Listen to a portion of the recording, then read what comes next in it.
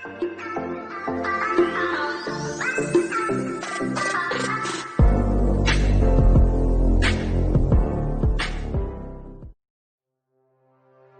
दिया है माननीय मुख्यमंत्री शिवराज सिंह चौहान जी।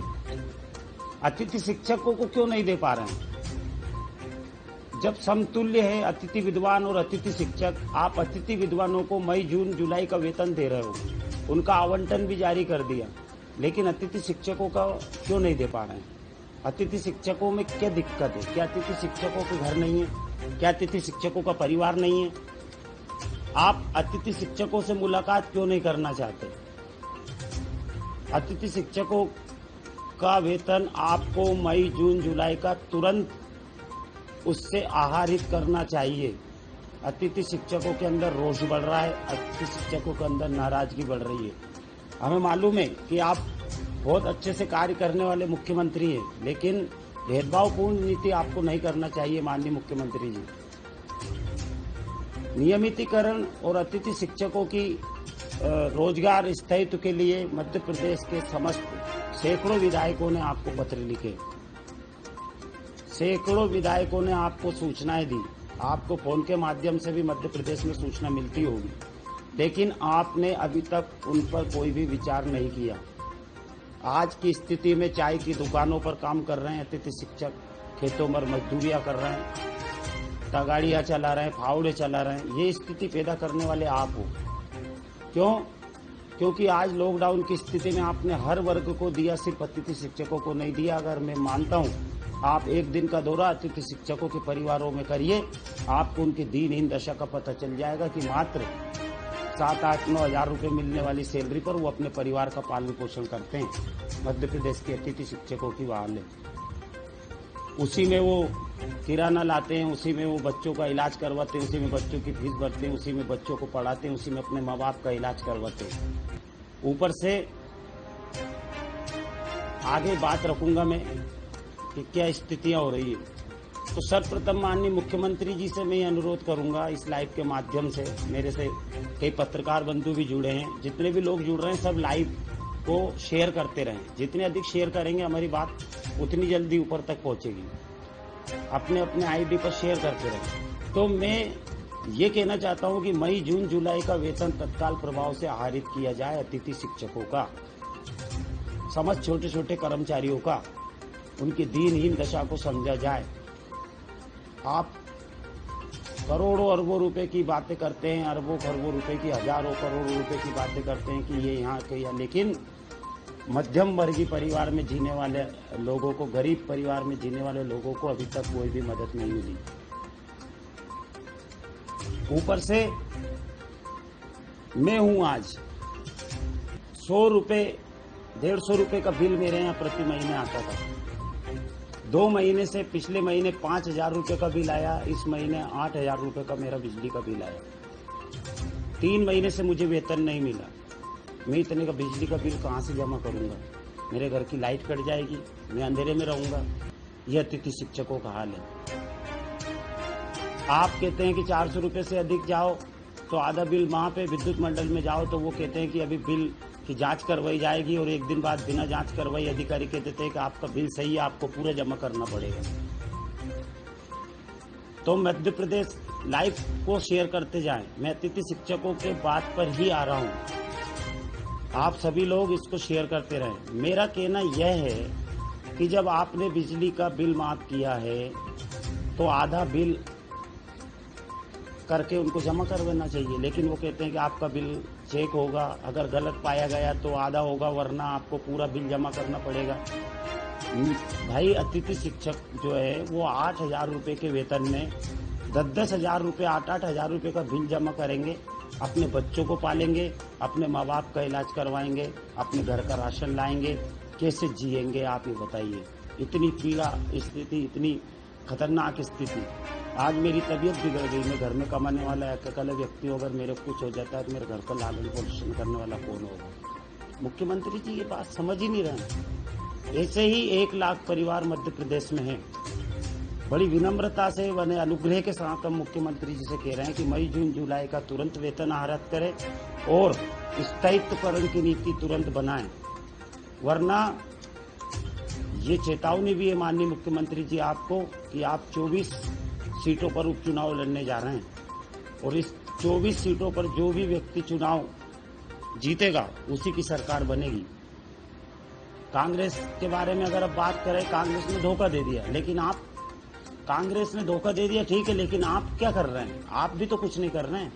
ऐसे समय में जिस स्थिति में आज खाने के लाले पड़े हुए हैं, खाने की स्थितियां खराब है, बहुत दीनहीन दशा में लोग जी रहे हैं, ऐसे समय में अगर आप मदद नहीं करोगे तो किस स्थिति में आप मदद करोगे? आदरणीय राजेंद्र साहू जी दादा हमसे जुड़ चुके हैं, नमस्कार। शेयर करते रहे भाई, सबसे अधिक शेयर करें, जितने लोग जुड़ गए हैं सब लाइव को शेयर करते रहें। आप शेयर करेंगे उतने अधिक लोगों से बात करते हैं। तो ये जो स्थिति अपनाई जा रही है, कहीं ना कहीं हम भी उपभोक्ता है। बिजली बिल की बात मैंने की थी, बहुत सारे लोगों ने की थी कि अतिथि शिक्षकों की बात कर लो, बिजली का बिल आप भी तो जमा कर रहे हैं। आपके बिजली का बिल जमा नहीं कर रहे हैं, आपकी भी तो स्थिति खराब है। तो मध्य प्रदेश के आम उपभोक्ता और अतिथि शिक्षक भाई जो हैं मेरे, उन लोगों से मैं अनुग्रह करता हूं कि ये बिजली के बिल का भी हमें विरोध करना है कि भाई इतना बड़ा हुआ बिजली का बिल आज मेरे को आया, आप लोगों को फर्क नहीं पड़ा। अगले 2 महीने के अंदर आपके यहाँ 5-5, 8-8 हजार रुपये का बिल आ गया, तो मध्य प्रदेश के 1 लाख अतिथि शिक्षकों को बहुत बड़े संघर्ष से जीवन जीना पड़ेगा, क्योंकि आपको मिलते कितने थे? 7 हजार, वो भी 3 महीने से नहीं मिले। दोगली नीति शासन अपना रही है। जब अतिथि विद्वानों को आपने दे दिया है, जो हमारे समतुल्य काम करने वाले हैं, हमारे जैसे काम करने वाले हैं, जिनकी और हमारी लाइन एक लिखी जाती है अतिथि विद्वान, जब उनको आप मई जून जुलाई का वेतन आहरित कर सकते हो, आवंटन क्यों नहीं कर रहे हैं? ये बात। दूसरी बात मैं ये कह रहा हूं कि उपचुनाव, जहां जहां पर उपचुनाव है 24 सीटों पर, वहां के लोग एक्टिव हो जाइए।